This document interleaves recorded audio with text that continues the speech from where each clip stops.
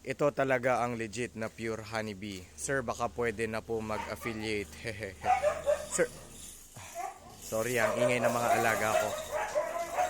Breeder din kasi ako ng Siberian Husky. I have almost 30 na Siberian Husky. May inaasikasong isang husky yung kennel boy ko. Ngayon, yung mga ibang mga husky, nagsiselos, gusto nila sila din daw. But anyway, boss, shout out kita, boss J.M.online shop. Shout out din sa mga nanonood nito. Suportahan natin si J.M.online shop. Boss, as much as I want na gustong i-affiliate itong produkto natin, I would love to, pero wild honey itong produkto natin, no?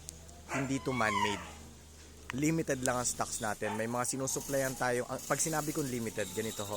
May mga sinusuplayan tayong mga kumpanya tulad ng All About Baking, yung mga coffee shop, mga restaurants, mga ospital, mga tiangge, mga bazar, mga prutasan.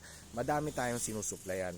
Ngayon, kung sakaling nagkasabay-sabay, kahit 3 kumpanya lang, nagkasabay-sabay na nag-order, tapos may mga umorder sa'yo, may sabihin mo kumuha ako ng mga 10 affiliate o 20 affiliate, masisira ako, boss. Kasi mas lalo na pag example si ordera na sa inyo, tapos yung TikTok shop, no, delayed, yung delayed dispatch yung gumaganon, no, tapos wala pa akong mai-deliver, mai-dispatch na produkto gawa ng wala pa tayong supply. Ayoko naman masira sa taong bayan, ayoko naman pong masira sa inyo. Kaya as much as I would love na i-affiliate ito, malaking bagay po sa akin yun, malaking bagay din to sa probinsya namin. Kasi this is a livelihood, tinutulungan natin yung mga kababayan natin doon, barabarangay po talaga, hanap buhay nila. Gusto ko po talaga, kaso nga lang, masisira ako sa taong bayan pag hindi ko pa nadi-deliver o nadi-dispatch yung mga order na trinabaho ninyo.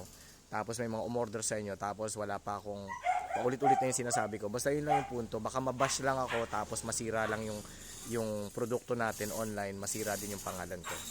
No, pero maraming salamat at gusto mo mag-affiliate. Ingat palagi. God bless. Thank you.